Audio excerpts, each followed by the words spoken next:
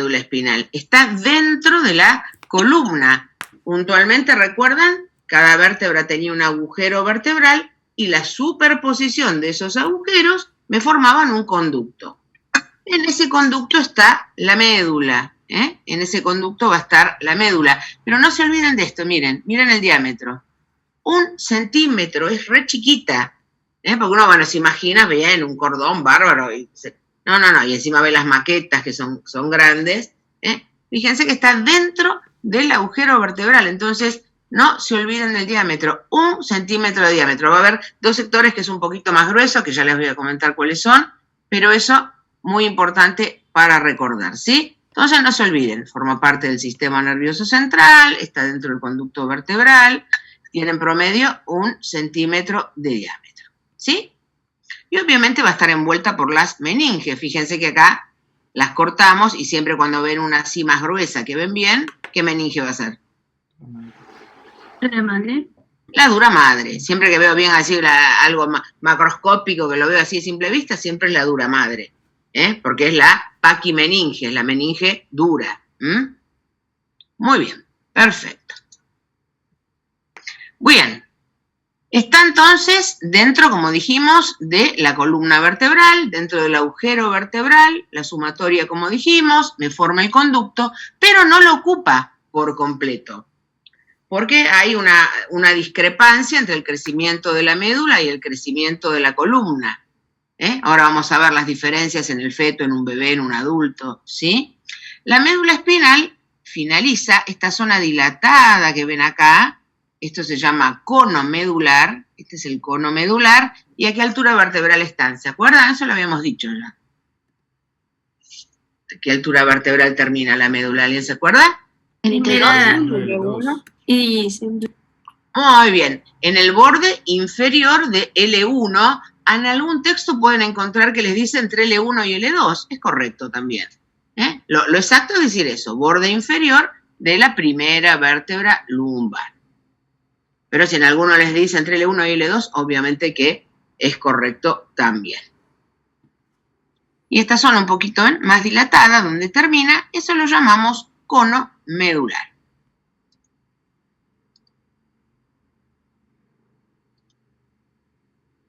¿Cuáles son las relaciones? Bueno, tenemos que imaginarnos, estamos dentro de la vértebra. Nosotros ya conocemos cuáles son las partes de la vértebra.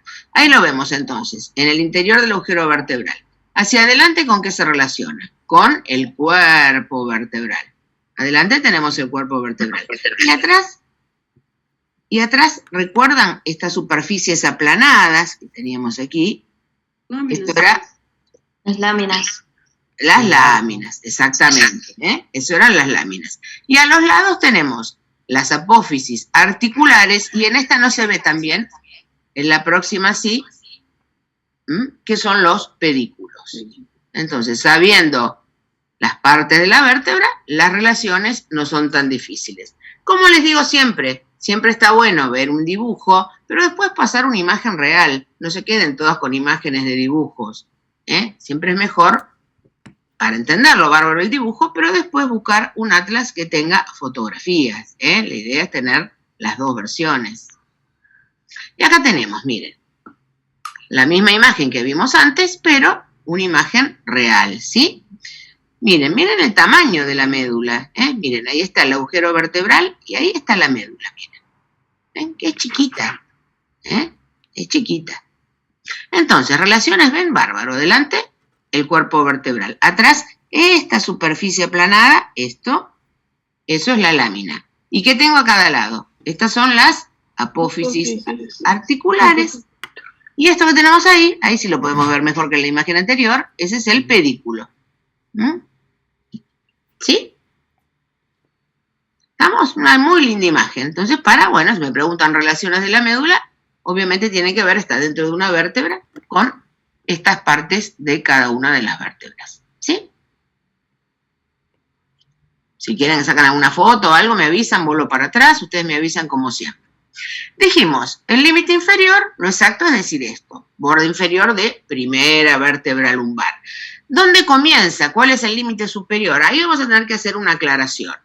Este es el límite superior óseo, el límite superior óseo. Justamente está en la articulación entre el atlas y el hueso del cráneo que está arriba, que es el occipital. Obviamente la médula va a comenzar a nivel de la primera vértebra cervical. Estamos en el atlas. Bueno, y se considera el límite superior la articulación, entonces, entre el atlas y el occipital.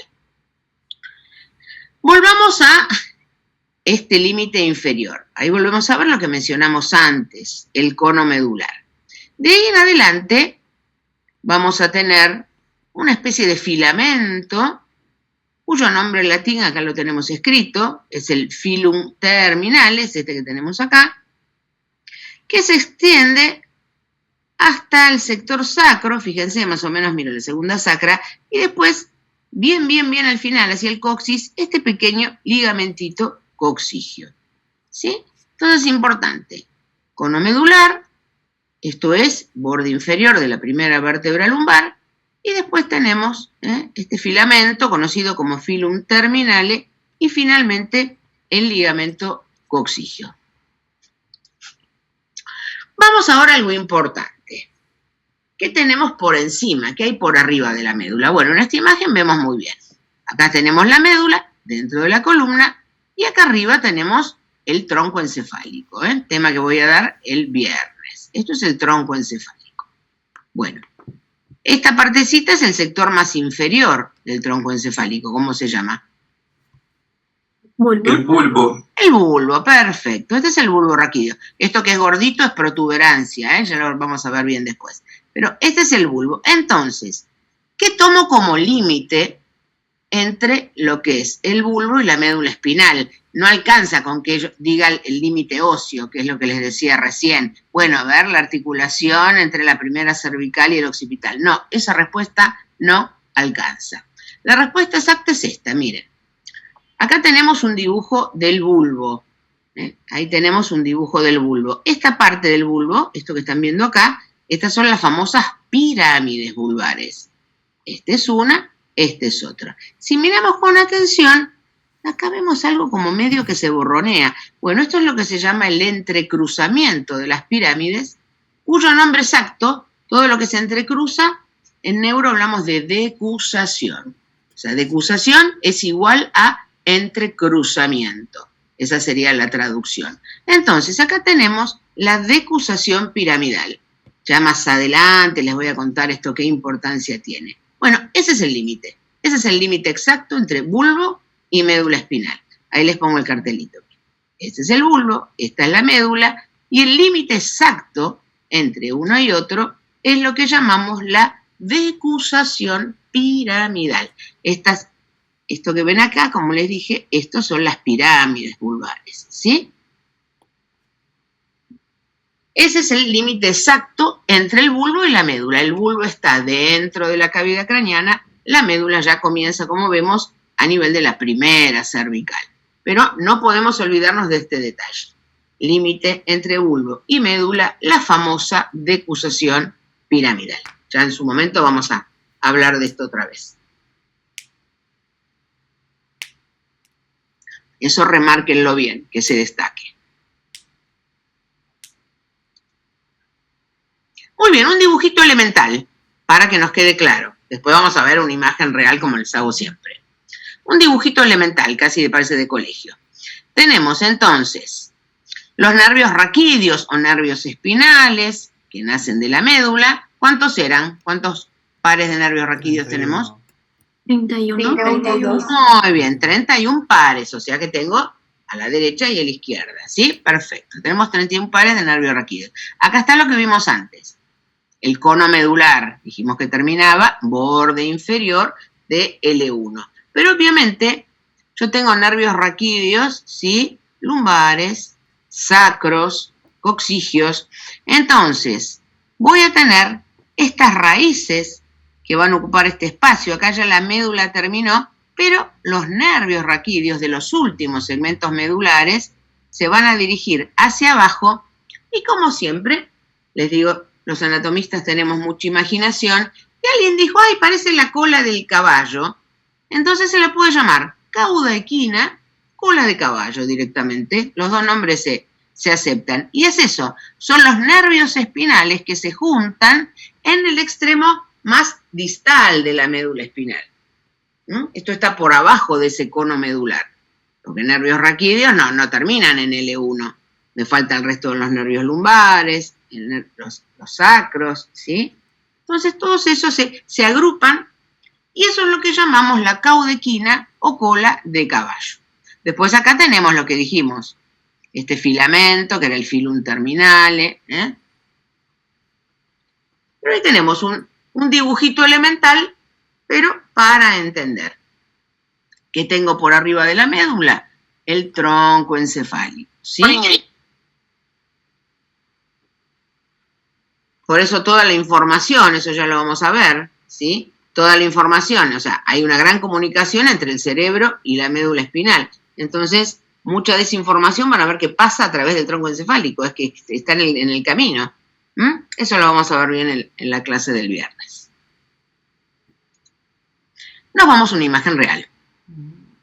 Ahí tenemos, esto que tenemos de color blanco, obviamente, la dura madre, ¿eh? Esto es la dura madre, la cortamos y no puedo ver nada adentro. Bueno, ahí tenemos el cono medular, lo que mencionábamos recién. Hacia abajo, como dijimos, este filum terminal o terminale.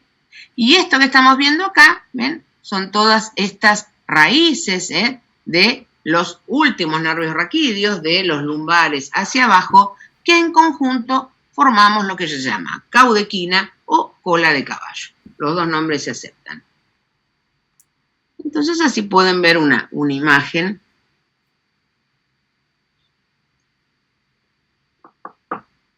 ¿Sí? Muy bien, lo que les decía, ¿ven?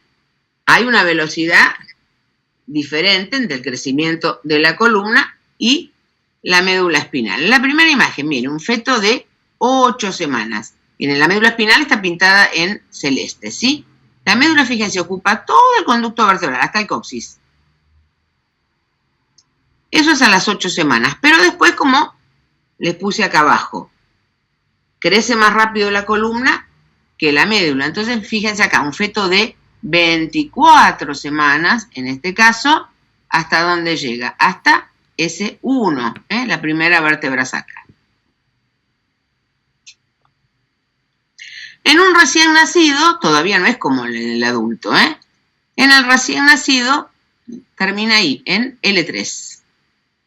Ahí tenemos el cono medular, ¿ven? En el recién nacido está en L3. Y en el adulto, como dijimos, borde inferior de L1 o entre L1 y L2, es lo mismo. No sé si esto, no sé si lo vieron en embrio ya. ¿Lo vieron en embrio esto? Aún no. ¿No? No, profe, no llegamos a... No. Bueno. Pero bueno, así se van enterando. Entonces, bueno, cómo va cambiando hasta lo definitivo, que es esto. Borde inferior de L1 o entre L1 y L2. ¿Está? Saquen una fotito el que no graba la clase. Eso está bueno tenerlo. Para anatomía y para embrio, para las dos cosas.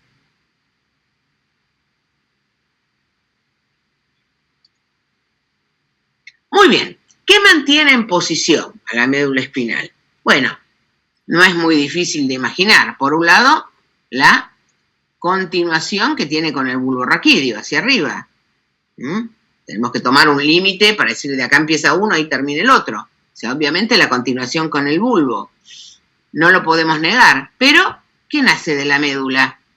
A derecha e izquierda. Los nervios raquídeos, los nervios espinales. Entonces, obviamente, estos nervios ayudan a mantenerla en posición. Dijimos recién, este filamento, el filum terminale, que después se continúa con el ligamento coxigio. Todos son medios de fijación. Y después estos pequeños ligamentos, que vemos ahí a cada lado, que son los llamados ligamentos dentados. Todo esto mantiene en posición a la médula.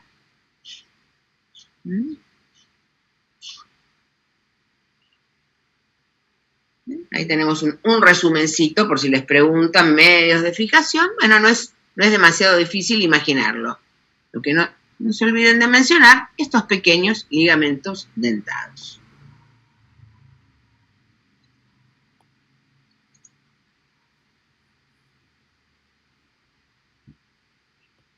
Muy bien, les decía que había 2 engrosamientos. Dijimos que en promedio mide 1 centímetro de diámetro, pero hay 2 sectores donde es un poquito más grande. Y eso coincide donde tenemos el origen del plexo braquial y el origen del plexo lumbar. Plexo braquial, que ya conocemos, a nivel cervical, ¿sí? Entre C4 y T2. Vemos ahí, ven que ahí está un poquito más engrosado. Entonces, uno por la presencia del plexo braquial, donde allí nace, entre C4 y T2. Y el otro es donde nace el plexo lumbar, donde participan los nervios raquídeos de L1 a L5. Ahí está el segundo engrosamiento. Si les preguntan entonces cuáles son los sectores, bueno, coincide con la formación del plexo braquial y la formación del plexo lumbar.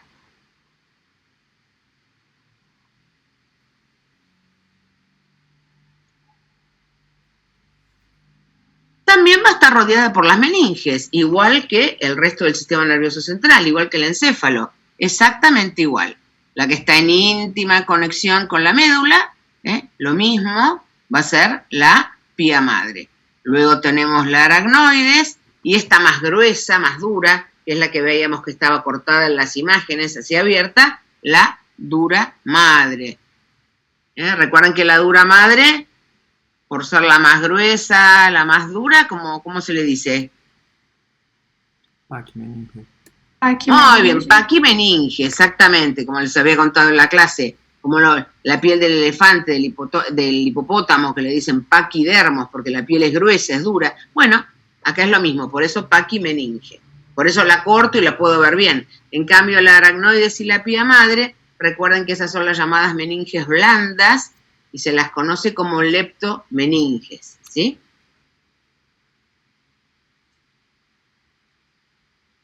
Muy bien, vamos a hablar entonces de la configuración externa de la médula. Configuración externa de la médula. Muy bien, configuración externa vamos a tener 6 surcos. Hay 2 que se ven muy bien, que están a nivel de lo que es la línea media. Tenemos un surco medio anterior, que está un poquito más separado. En la imagen que viene vamos a ver que está un poquito más separado, y eso me sirve para identificar en un cortecito de médula que es anterior y que es posterior. En la imagen que viene se ve mejor eso. Entonces tenemos un surco medio anterior y un surco medio posterior. Eso los puedo marcar sin problema. Y después tenemos 4 surcos laterales, ¿sí? 2 más anteriores, 2 más posteriores. Pero esos surcos laterales van a estar ocupados por las raíces que van a originar los nervios espinales o raquídeos. Entonces esos surcos casi no los puedo ver. Los que veo siempre bien son los 2 surcos medios, el anterior y el posterior. En cambio, los laterales, que son 4, 2 adelante, 2 atrás, ahí tenemos la presencia de las raíces que originan los nervios raquídeos o espinales. Es sinónimo, el que les guste más a ustedes.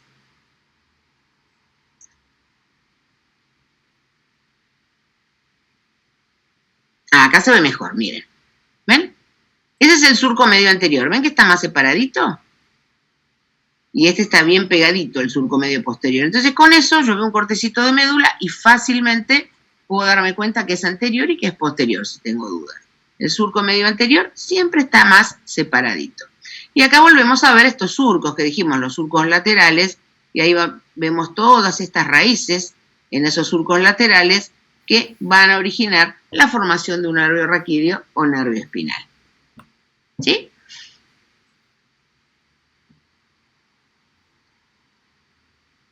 Muy bien. ¿Cómo se forma entonces el nervio raquídeo? Algo dijimos recién. Bueno, vamos a terminar de redondear esa idea. Vamos a tener, por un lado, una raíz anterior que sale de la médula, una raíz anterior que sale de la médula, y esa raíz anterior es motora. una raíz anterior que sale de la médula y es motora. Y vamos a tener una raíz posterior que presenta una zona dilatada, conocida como el ganglio de la raíz posterior o ganglio anexo de la raíz posterior, solo lo tiene la raíz posterior, que ingresa a la médula. Y esta raíz posterior es sensitiva. Estas dos raíces van a unirse y de esa unión nace el nervio raquídeo o nervio espinal. Entonces, tenemos dos raíces. La raíz anterior es motora y esta sale de la médula.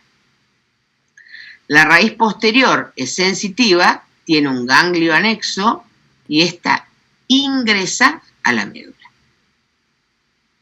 Las dos raíces se unen, se anastomosan y ahí tenemos el origen del nervio raquídeo o espinal. Lo llaman como ustedes quieran, es lo mismo.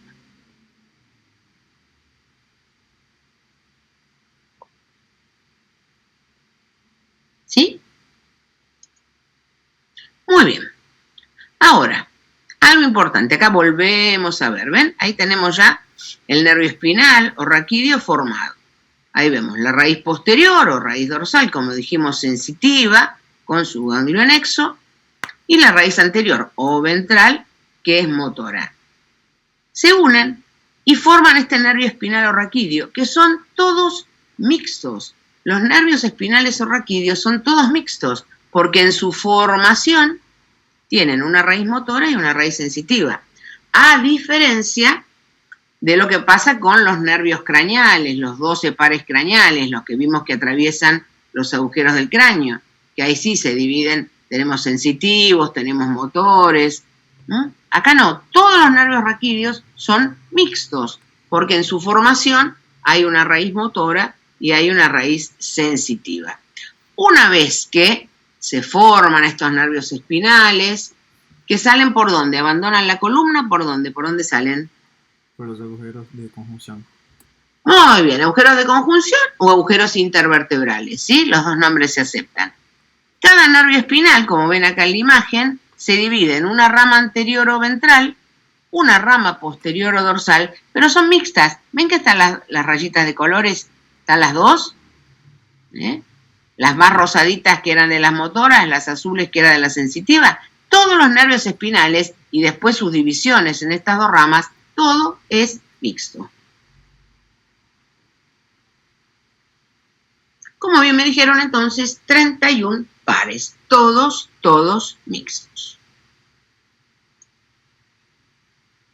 Muy bien, ahí tenemos entonces una imagen, ahí podemos ver entonces, estamos viendo la médula espinal y en primer plano, ahí podemos ver la raíz anterior, que es motora, recuerdan que esta sale de la médula, y la raíz posterior, que es sensitiva e ingresa a la médula. La raíz posterior, fíjense en esta imagen, me gustan que vean siempre alguna imagen real, fíjense, ahí tenemos la raíz posterior sensitiva y ahí tenemos esas dilataciones que dijimos, esos son los ganglios espinales. Ganglios nerviosos, nada que ver con los ganglios linfáticos, no metan la pata, son ganglios nerviosos. Eso solamente lo tiene la raíz posterior o sensitiva.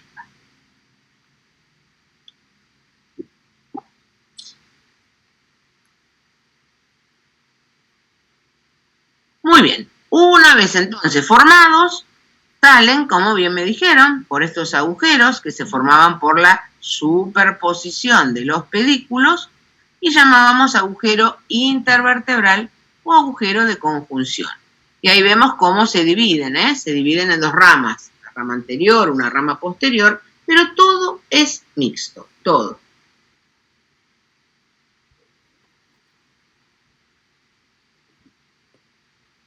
Veamos qué hacen las ramas anteriores y las ramas posteriores de estos nervios raquídeos. Muy bien, las ramas anteriores o ventrales son las que van a ir a formar los plexos. Plexo cervical, braquial, lumbar, sacrococcigio, ahora lo vamos a ver en un cuadrito. Las que forman los plexos son las ramas anteriores de estos nervios raquídeos. Las ramas posteriores son las que van a dar inervación a la piel y a los músculos de la espalda, lo que es el dorso y la nuca. Eso es lo que hacen las ramas posteriores. Las ramas más famosas, digamos, son las anteriores porque son las que forman los plexos.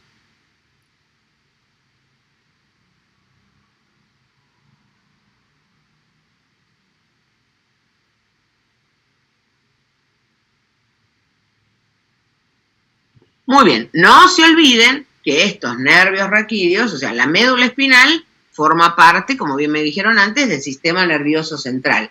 Pero los nervios que nacen de la médula espinal, estos nervios raquídeos, forman parte del sistema nervioso periférico, como vimos la clase pasada, junto con los pares craneales. Son las dos únicas variedades de nervios que tenemos en el cuerpo humano. Todos los que hemos visto en aparato locomotor, todos venían de plexos que vienen de nervios raquídeos.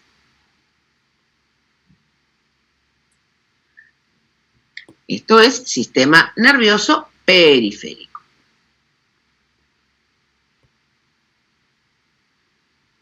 Muy bien. Las ramas anteriores, entonces, dijimos que formaban los plexos. Tenemos 8 pares de nervios cervicales. Acá tenemos una diferencia. Eso destáquenlo. Recuerdan que hay 7 vértebras cervicales, pero hay 8 nervios cervicales. Ahí tenemos una diferencia. Los 4 primeros me van a formar el plexo cervical, el plexo que vemos en la tercerera. Los otros 4, que ya conocemos, el plexo braquial. ¿Y después qué nervios vienen? Los nervios torácicos, que son 12 pares. Estos no forman plexos, sino que me dan directamente los nervios intercostales. El nervio torácico no forma plexo, directamente me da los nervios intercostales. Después tenemos los nervios lumbares, me dan el plexo lumbar. Los nervios sacros me dan el plexo sacro. Y el par coxígeo, que va a formar ese pequeño plexo que llamamos sacrocoxígeo. Todos tienen la misma cantidad de porque vértebras torácicas había 12, lumbares 5, o sea, todos los números coinciden entre los nervios y las vértebras. La excepción es el octavo, hay 8 nervios cervicales y 7 vértebras cervicales.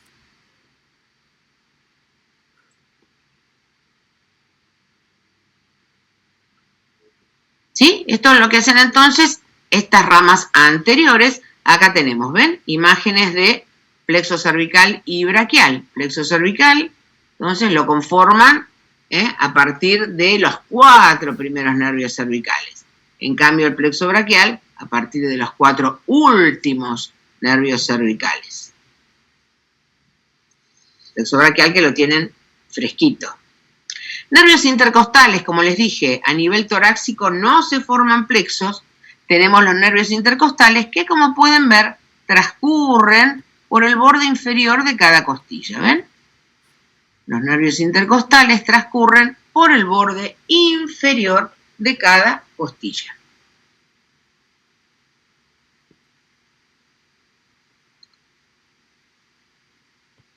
Plexo lumbar también, que vimos hace poquito, ¿recuerdan? Las ramas terminales, el nervio femoral, el nervio obturador. El plexo sacro, el que me daba el famoso nervio ciático, ¿sí? Todo esto se forma a partir de ramas anteriores de los nervios raquídeos. Muy bien, y lo que decíamos recién. Al haber 7 vértebras cervicales y 8 nervios raquídeos, va a haber algo que va a cambiar. Miren, que acá en esta imagen se ve muy bien. Los nervios cervicales del primero al séptimo, si miramos acá en el dibujo, ¿por dónde salen? Por encima de la vértebra que tiene el mismo número. Agarramos cualquiera. A ver, bueno, el cuarto nervio cervical, ¿dónde lo veo salir? Y por encima de la cuarta vértebra cervical. Lo mismo. El sexto y por encima de la sexta vértebra cervical. Pero ¿qué pasa? Aparece el octavo nervio cervical y este sale entre la séptima cervical y la primera torácica. Entonces, desde el primer nervio torácico hasta el final de la columna, el nervio sale por debajo de la vértebra que tiene el mismo número. Esa es la diferencia.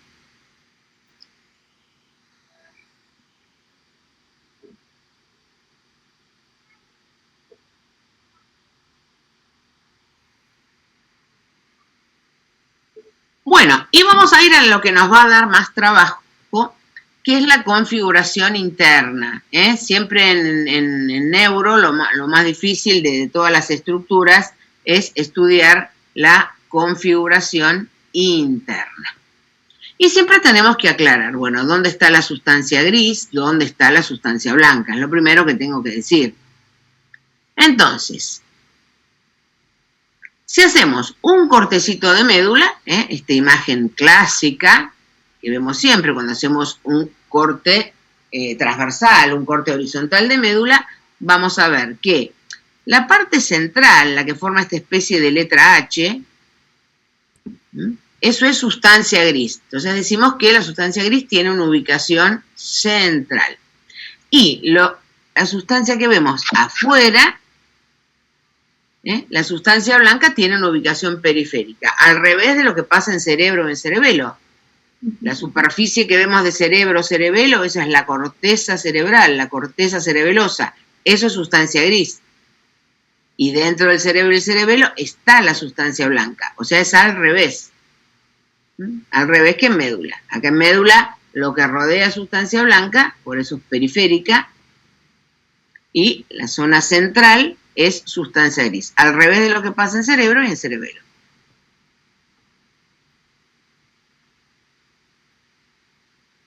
Muy bien. Ahí tenemos un corte transversal, obviamente una imagen gigante. Recuerdan que dijimos que tiene un promedio de 1 centímetro, nada más. Entonces, la sustancia gris, la que tiene esta forma de letra H, ubicación central, y la sustancia blanca, que está alrededor, ¿sí? La sustancia blanca tiene una ubicación periférica, al revés de lo que pasa en cerebro y en cerebelo. ¿Sí? Bueno, muy bien. Vamos a comenzar hablando de la sustancia gris medular. Sustancia gris medular, la que dijimos que forma una letra H, o si quieren mariposa, lo que les guste más. Bueno, cada una de estas partes las llamamos astas. Astas. Astas vamos a tener asta anterior o asta ventral, que va a ser motora somática, o sea, es motora voluntaria. Esa es asta anterior o ventral, ¿sí? Esto. Y esta que tenemos acá es asta posterior o asta dorsal, que va a ser sensitiva.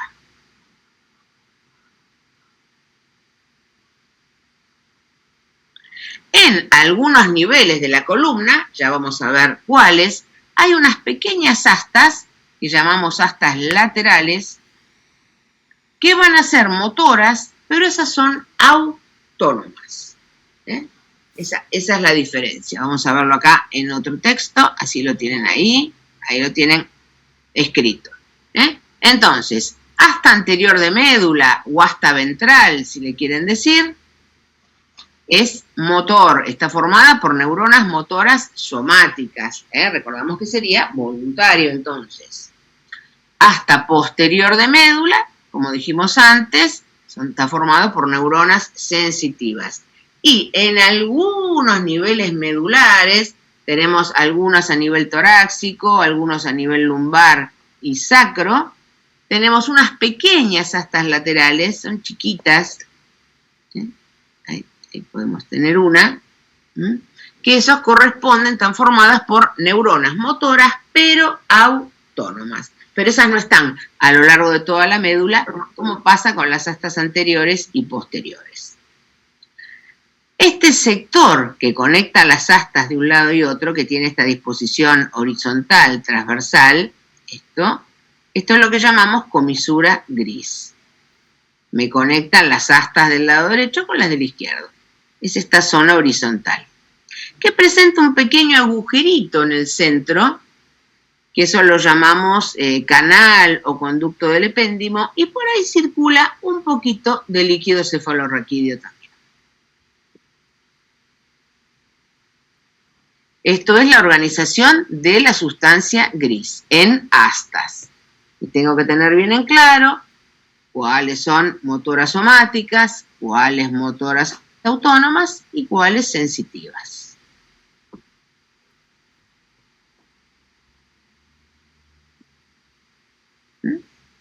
Ahí volvemos a ver otra imagen entonces, ¿sí? Ahí vamos a ver la sustancia gris. Obviamente este surquito, que dijimos que era el surco medio anterior, que está un poquito más separado, nos orienta para poder marcar las diferentes astas.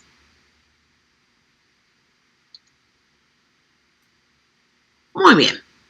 Entonces, asta anterior dijimos que era motor, era motor. Entonces, allí me voy a encontrar en asta anterior con las llamadas alfa y gamma motoneuronas, muy famosas. Cuando veamos las vías motoras, cuando tengamos la clase de vías motoras, vamos a nombrar la gran mayoría, el 90% de esas vías, vamos a decir, bueno, ahí terminan en las alfa y gamma motoneuronas, todo esto lo vamos a repetir muchísimo en esa clase de vías. Entonces, asta anterior de médula, recuerden, como dijimos, era motor, asta anterior o asta ventral, eso era motor, y allí nos encontramos con neuronas motoras, se llaman motoneuronas, y tenemos alfa y gamma. Hay una diferencia en lo que hacen unas y la que hacen otras. Las alfa motoneuronas son las más famosas de las dos, ¿por qué? Porque son las que producen la contracción del músculo. La alfa motoneurona es la que produce la contracción del músculo. Y estamos hablando de músculo estriado esquelético, músculo voluntario.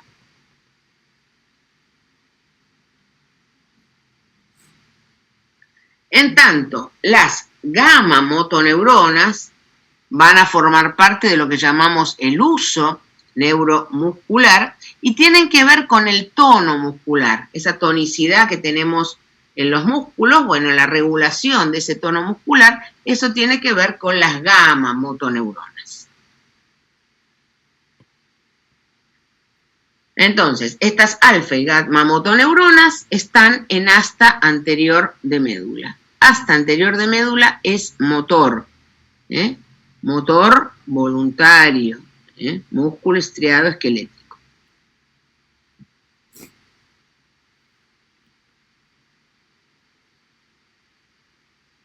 ¿Sí? Muy bien. Y esa sustancia gris se va a agrupar formando núcleos. Voy a tener núcleos de sustancia gris que van a ser estaciones de las vías sensitivas y motoras. La clase de vías es la anteúltima clase. ¿Por qué? Porque necesito ir viendo varios temas para después entenderlas, ¿sí? Las vías es como el caminito, yo quiero hacer un movimiento, una vía piramidal, un movimiento voluntario. Bueno, es el caminito que va a ser para que hasta finalmente se mueva el músculo. Va a comenzar en la corteza cerebral, o lo contrario, el camino ascendente que tiene que llegar hacia el cerebro por si yo me quemo el dedo y tengo que retirarlo. O sea, eso se ve en las vías sensitivas y motoras, que es justamente un caminito. Yo siempre lo relaciono como si fuera un viaje en tren, porque decimos, bueno, primera neurona, después la segunda, la tercera, dónde comienza, dónde termina. Y como ahí tengo que saber ya varios temas de neuro, por eso digo, es la anteúltima clase de neuro. ¿Está? Entonces, gran parte, tengo que conocer médula para entender gran parte de esas vías. Entonces, ahí tenemos, como dijimos, la sustancia gris tiene una ubicación central. La sustancia gris tiene una ubicación central y se dispone en astas. Asta anterior era, recuerdan, motor somático. Asta posterior dijimos que era sensitivo. Y en algunos niveles aparecen las astas laterales, que es motor autónomo, o sea, involuntario. ¿Cómo se agrupa esa sustancia gris dentro de las astas? Formando núcleos. Dentro de esas astas, la sustancia gris se agrupa formando núcleos.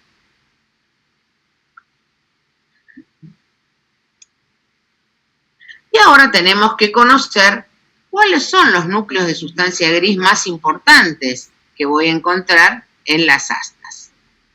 Para eso hubo un estudio que hizo un médico que se llamaba Rexed y conformó la llamada laminación espinal. Dividió la médula en 10 láminas y dijo, bueno, a ver qué núcleos había en cada uno de ellos y con qué se relacionaban funcionalmente esos núcleos. Van a encontrar imágenes similares a esta que están viendo aquí. Muy bien, en asta posterior tenemos la lámina de la 1 a la sexta, en asta anterior de la 7 a la 9, y en este sector que dijimos que era lo que era la comisura gris, tenemos la última lámina, la lámina 10. De las 10, hay 5 que no puedo dejar de conocer. Así que bueno, por lo menos ya reducimos la mitad, menos para estudiar. Entonces, esto que estoy viendo, ¿qué es? La organización de la sustancia gris. Dijimos que se agrupaba en forma de núcleos. Esos núcleos se van a ubicar en estas láminas. Estos núcleos se ubican en estas láminas. Y hay 5 importantes que tengo que conocer, sí o sí.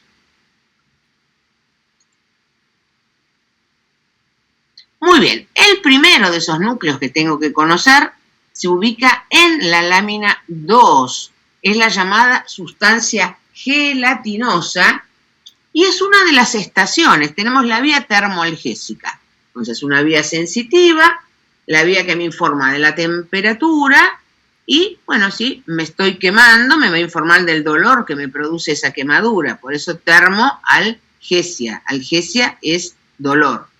Bueno, como les dije, cuando veamos si es una vía sensitiva, vamos a decir, bueno, a ver, primero va a haber receptores que captan el estímulo, que están en piel y mucosas, van a hacer sinapsis con la primera neurona que están en tal lado, continúa la vía, son vías que tienen un trayecto ascendente, las vías sensitivas, y van a pasar la segunda neurona, ¿dónde está? En la médula, en la sustancia gris medular, puntualmente en lo que llamamos la sustancia gelatinosa.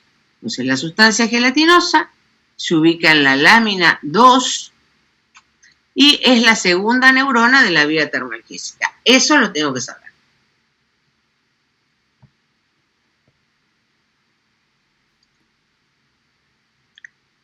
En la lámina 3 y 4 me encuentro con otro núcleo de sustancia gris que se llama núcleo propio del asta posterior y es la segunda neurona de la vía del tacto simple. Recuerdan que tacto simple es lo mismo que tacto grueso. Es lo que me permite decir que yo estoy tocando algo, pero no puedo dar ninguna aclaración si lo que toco es blando, duro, áspero, suave.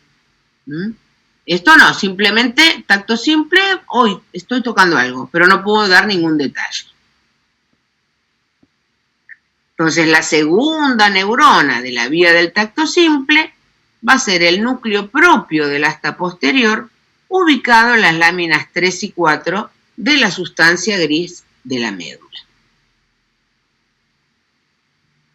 Entonces, de esta imagen tengo que conocer esto. Sustancia gelatinosa en la lámina 2, y esa va a ser la segunda neurona de la vía termoalgésica, y el núcleo propio del asta posterior, que ocupa la lámina 3 y 4, y es la segunda neurona de la vía del tacto simple. Eso lo tengo que saber, sí o sí. Ustedes lo tienen, todo esto lo tienen en mi cuadernillo. Muy bien. Nos vamos a la lámina 6 y 7, otras dos que tengo que conocer. Les dije que hay que conocer 5 de las 10. Bien, tenemos dos más. En la lámina 6, el llamado núcleo de la base del asta posterior. En la lámina 7, que entre paréntesis es la más grandota de todas, el núcleo dorsal de Clark o torácico posterior. Ambos núcleos van a participar de la misma vía de la sensibilidad profunda inconsciente. Sensibilidad profunda lo puedo decir en una sola palabra. ¿Alguien se acuerda? ¿Cómo le puedo decir a la sensibilidad profunda? ¿Se acuerdan de eso? Lo vimos la semana pasada. Propiocepción. Muy bien, 10 felicitado. Perfecto. Propiocepción. Entonces, si quiero, puedo decir que es la vía de la propiocepción inconsciente. ¿Por qué inconsciente? Las vías sensitivas tienen un trayecto ascendente y va a terminar, la mayoría va a terminar en corteza cerebral y estas no llegan al cerebro. Llegan a una estructura que es más inferior, que es el cerebelo. Por eso son vías, estas aclaramos que es inconsciente. En vez de llegar a corteza cerebral, van a ir a corteza cerebelosa. El ejemplo de esto es el tono muscular, la tonicidad que tienen nuestros músculos. Nosotros podemos decir, tengo más tonicidad en el bíceps o en el flexor cubital del carpo. No lo sé. No lo sé porque esa información la recibe el cerebelo, no el cerebro. Si llegara al cerebro, sí lo sabríamos. Por eso decimos que es inconsciente, vía de la sensibilidad profunda o propiocepción. Pero inconsciente. ¿Por qué inconsciente? Porque no va a llegar a cerebro, sino que va a terminar en cerebelo. Estas son entonces las láminas sensitivas que tienen núcleos de sustancia gris que son sensitivos y van a participar de estas vías que sí o sí voy a tener que estudiar. Y me faltaría algo acá. Y bueno, ¿y motor?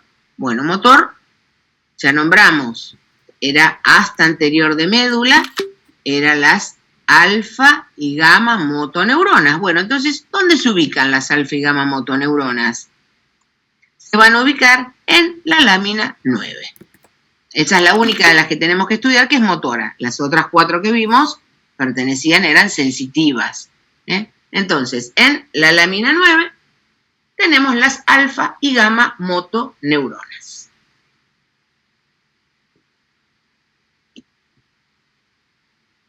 Las que producían la contracción del músculo, ¿cuáles eran? ¿Las alfa o las gamma? Las alfa. Las alfa, no se olviden de ese detalle. ¿Estamos? Muy bien. Con eso terminamos sustancia gris. Con eso terminamos sustancia gris. Después vamos a hacer un repasito final. Nos vamos ahora a la sustancia blanca. La sustancia blanca en la médula, recuerden que tiene una ubicación periférica, al revés de lo que va a pasar en cerebro y en cerebelo. Y se dispone formando cordones. La sustancia gris, vimos recién, esto le decíamos astas. La sustancia blanca se dispone en cordones. Tenemos un cordón anterior, un cordón lateral y un cordón posterior.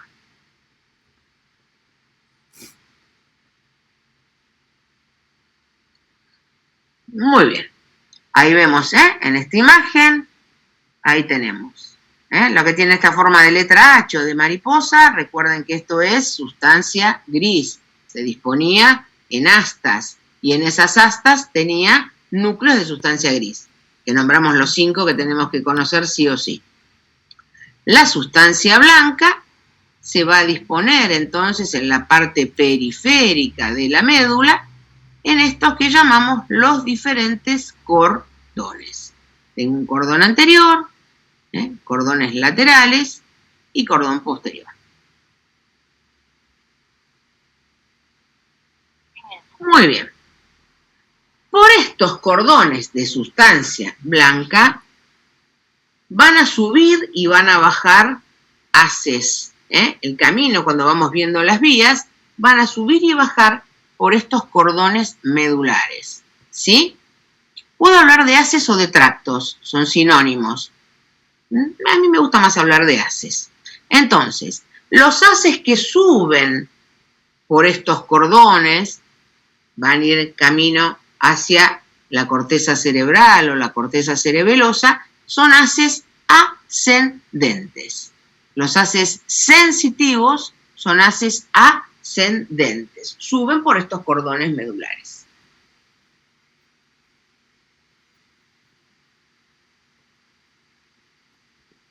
En tanto, los haces motores van a descender por estos cordones.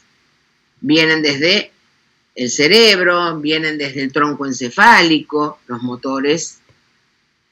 Eso es un concepto importante. Entonces, la sustancia blanca se va a organizar en haces. La sustancia gris se va a organizar en los núcleos. Entonces, los haces sensitivos tienen un trayecto ascendente por estos cordones medulares y van a ir hacia corteza cerebral o cerebelosa. Los haces que descienden por estos cordones van a ser motores y provienen de la corteza cerebral o del tronco encefálico. Profesora, no entendí muy bien. Bueno, sigo. Vamos a seguir, si no después vuelvo para atrás. Seguimos hablando de lo mismo. Muy bien.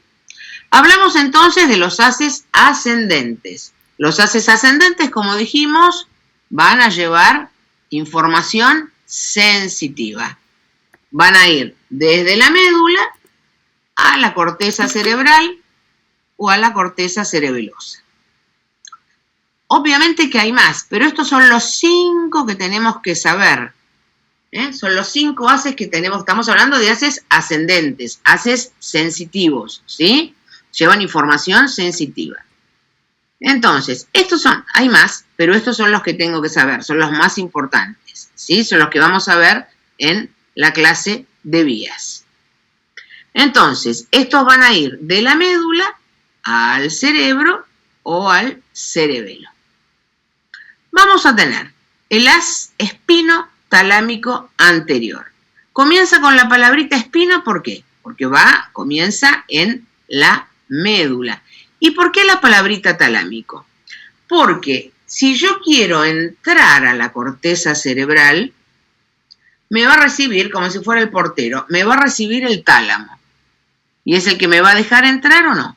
Para yo poder entrar a la corteza cerebral, tengo que pasar sí o sí por el tálamo, que es un conjunto de masas de sustancia gris, el tálamo. Entonces, por eso espino talámico anterior.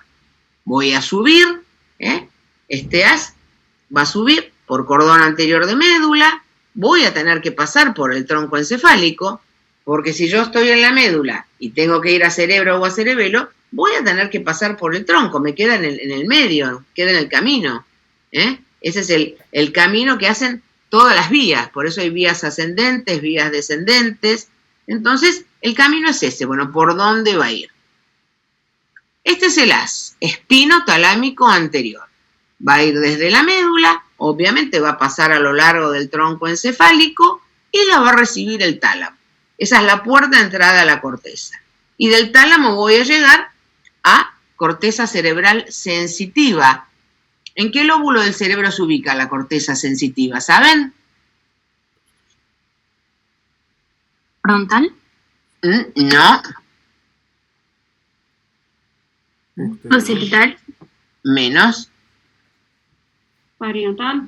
Muy bien, parietal.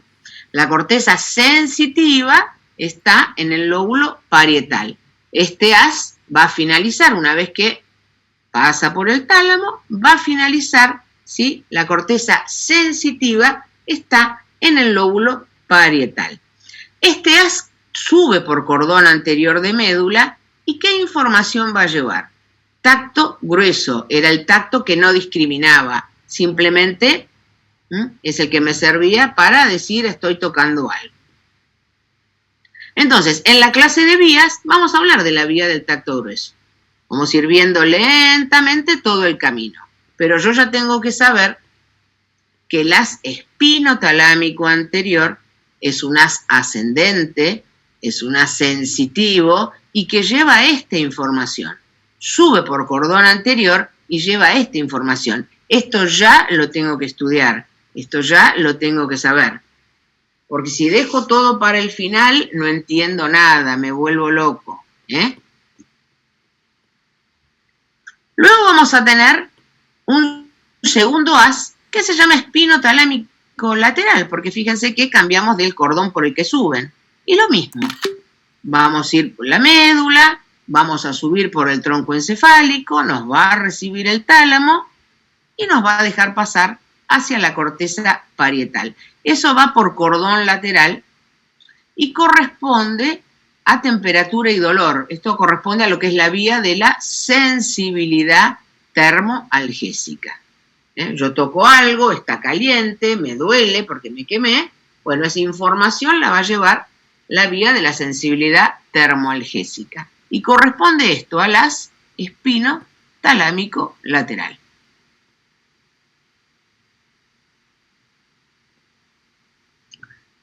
Ahora tenemos dos haces que cambia el nombre. Espino cerebeloso. Espino cerebeloso. O sea, comienza en la médula espinal, pero no va a llegar a la corteza cerebral, sino a la corteza cerebelosa. Van a ir por el mismo cordón, cordón lateral.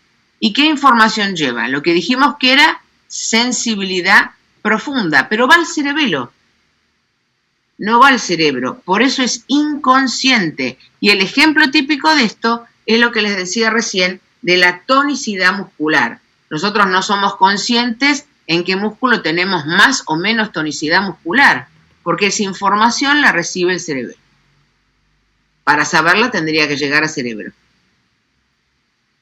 Eso es propiocepción inconsciente, por eso es espino cerebeloso. Y sube por cordón lateral. Y después tenemos dos haces también muy populares, que es el haz delgado grácil y cuneiforme, antiguamente se lo llamaba haces de Gol y Burdach, que estos suben por cordón posterior, y estos haces, los dos haces, van a llevar doble información. Van a llevar el tacto discriminativo.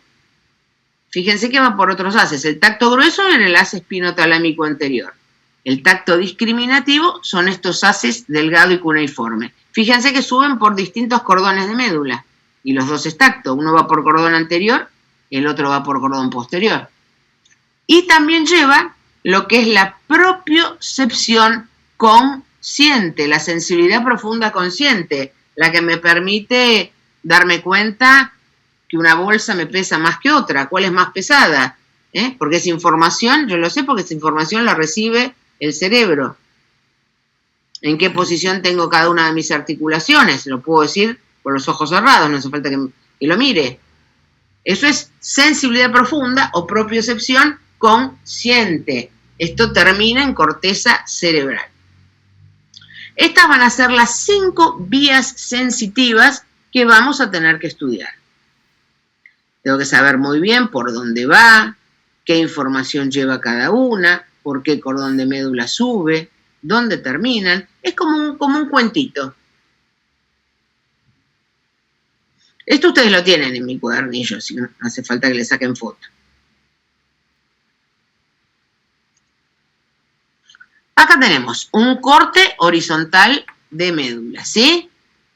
Ahí vemos la sustancia gris, como habíamos visto, con esta laminación espinal que hablamos antes, y ahora estamos hablando de los cordones. Bueno, y ahí tenemos representados los 5 haces sensitivos que no puedo dejar de conocer. Como dijimos, esto es cordón anterior. Por ahí sube el haz espinotalámico anterior. ¿Qué información llevaba? Tacto grueso. Acá tenemos cordón lateral. Tenemos 3 haces que tengo que conocer. Uno era el espinotalámico lateral. Esto era termoalgesia. Y por ese mismo cordón suben los haces espino-cerebelosos, los que llevaban la propiocepción, la sensibilidad profunda, pero inconsciente, porque termina en cerebelo y no en cerebro. Y por último, por cordón posterior, suben, camino al cerebro, los haces delgado y cuneiforme, que llevan doble información. El tacto discriminativo y la propiocepción, pero consciente. Esto termina en cerebro. Esto ya lo tengo que ir sabiendo desde ahora, ¿eh? Muy importante. ¿Estamos hasta acá? Sí. ¿Sí? ¿Se va entendiendo? De a poquito. En el libro está mucho más difícil explicado, ¿eh? Se los garantizo.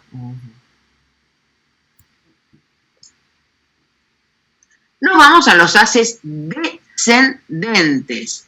Los haces descendentes tienen que ver con las vías motoras, ¿eh? Las ascendentes con las vías sensitivas, los descendentes con las vías motoras. Y estos van a ir pueden ir desde el cerebro, del cerebelo, del tronco, y van a llegar a la médula. Acá es al revés. La médula es el punto final. Acá arrancamos de cerebro, de cerebelo, de tronco, y vamos a descender hacia la médula. Tienen la dirección opuesta. Las vías motoras, a ver, cuando hablamos la semana pasada de algo que era motor pero voluntario, recuerdan que hablábamos de movimientos piramidales y extrapiramidales. Piramidales, algo que era voluntario, yo agarro, levanto el vaso, es algo voluntario que yo quiero hacer. Movimientos semiautomáticos o automáticos, recuerdan que eran movimientos desencadenados por una emoción, algo que yo festejo y no estoy pensando, ni me acuerdo si levanto un brazo, una pierna, algo que nos asustaba, por ejemplo, a ver, no sé, encima de la computadora una cucaracha o aparecer una rata, voy a parar, voy a gritar, movimiento también desencadenado por algo que me asusta, o movimientos que una vez que ya los sabemos bien de memoria, no tengo que pensar cómo se hace, cómo es caminar, cómo es escribir, cómo es tocar un instrumento. Una vez que yo lo tengo bien, sé bien cómo se hace, no voy a pensar, digamos, bueno, estoy caminando, ahora tengo que levantar un pie, tengo que levantar el otro, el camino en forma casi automática. O sea, es voluntario, pero lo hago en forma automática.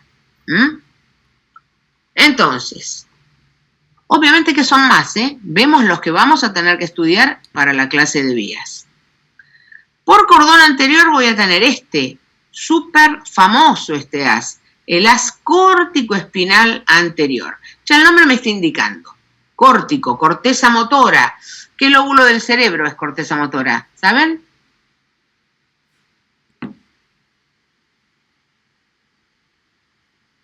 ¿Nadie sabe? Parietal. Y no, parietal vimos recién que es corteza sensitiva. El frontal. Frontal. Corteza motora es el lóbulo frontal. Corteza sensitiva es el lóbulo parietal. Entonces, haz córtico espinal anterior. Haz córtico espinal anterior. Entonces, va a comenzar en la corteza motora, lo que es el lóbulo frontal, va a tener todo un camino descendente, va a pasar por el tronco encefálico y va a finalizar en la médula. Eso corresponde, es una vía piramidal súper archifamosa, la vía córtico-espinal.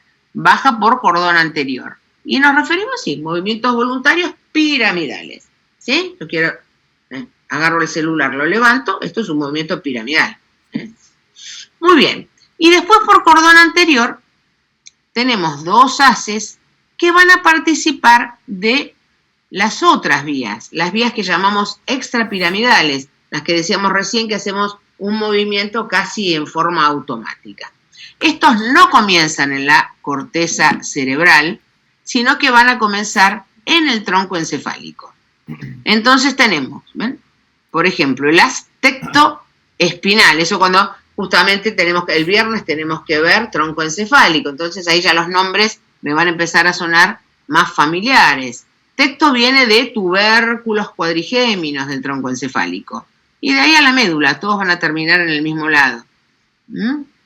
Retículo espinal, que es un haz que se ubica en la protuberancia del tronco encefálico.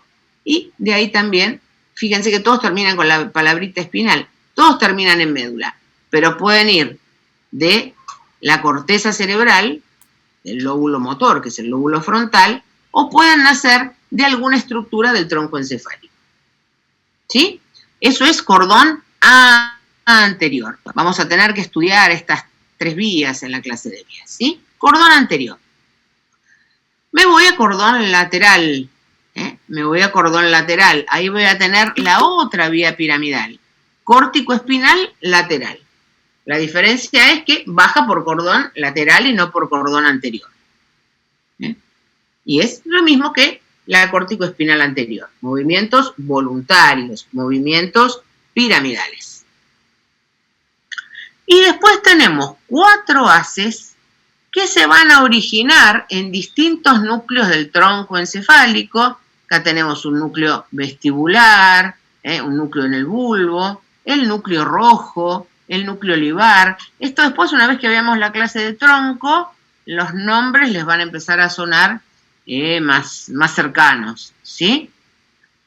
Y estos van a participar todos en movimientos extrapiramidales, en vías extrapiramidales. Después en la clase de vías veremos puntualmente en qué participa cada una de ellas. Y todas estas bajan por cordón lateral. No hay ninguna que baje por cordón posterior de médula. Baja por cordón anterior, bajan por cordón lateral. Entonces, acá tenemos este cuadrito. Esta mitad la habíamos visto recién. Todo esto está todo junto, está todo mezclado. Se divide en mitad y mitad para que nos quede más claro. Entonces, haces ascendentes, llevan información sensitiva, suben a la corteza cerebral, que es en el lóbulo parietal, o suben a la corteza cerebelosa. Y ahí vimos cuáles eran los haces y con qué información se relacionaba cada uno. Como vimos, tacto, esto era tacto simple, acá teníamos la propiocepción inconsciente, etc. Y acá tenemos los haces descendentes, que pueden descender desde la corteza motora, que es el lóbulo frontal, o de algunos de los núcleos que se ubican en el tronco encefálico. Pero fíjense que todos van o por cordón anterior, descienden por cordón anterior, o descienden por cordón lateral. No hay ningún haz motor que descienda por cordón posterior de médula. Hay que hacerse amigo de este dibujo. Este dibujo tenemos que hacernos amigos, porque para la clase de vías yo tengo que saber cada haz, por qué cordón va y qué información, en qué vía participa. Entonces, de a poquito, esto lo tengo que saber. Si un examen de neuro empieza con esto y no saben, los haces espinocerebelosos, qué información llevan, los haces córtico-espinales, el examen terminó ahí. ¿Sí? Entonces, resumencito final de configuración interna. Dijimos, la sustancia gris tenía una ubicación central. Se disponía en astas. Asta anterior, que era motora somática, o sea, voluntaria. Asta posterior, que era sensitiva. Y en algunos niveles me aparecían estas pequeñas astas laterales, que era motor autónomo, o sea, involuntario. Dentro de estas astas, la sustancia gris se agrupaba formando núcleos, que los vimos en eso que era la laminación espinal o laminación de Rexed, y les dije que había 5 que no podía dejar de conocer. Y luego vimos la sustancia blanca. La sustancia blanca tiene una disposición periférica y se dispone en cordones. Teníamos cordón anterior, cordón lateral y cordón posterior. Y por esos cordones transcurren los diferentes haces o tractos. Entonces, los haces que son ascendentes, que de la médula van al cerebro o al cerebelo, llevan información sensitiva. Los haces que son descendentes, que van desde la corteza cerebral o desde algunos núcleos del tronco encefálico, esos van a llevar, ¿sí?, información motora. Eso lleva todo información motora. Entonces acá tenemos como un resumencito. ¿Sí? La sustancia gris se agrupa formando núcleos, los cordones se organiza en haces. ¿Sí? Esto hay que saberlo muy bien. Sé que no es fácil, pero viene el dibujito, entonces de a poquito, sé que hay muchos nombres nuevos, pero esto lo tenemos que saber. En el libro está mucho más complejo, pero acá tienen un buen resumen para entender esta clase. ¿Sí? Acá está una de mis nenas. ¿Sí? Es difícil, no se los voy a negar, no se parece a nada que hayan estudiado antes, pero este es el mejor resumen que les puedo dar de la clase de médula. Varias de estas cosas la tienen en mi cuaderno.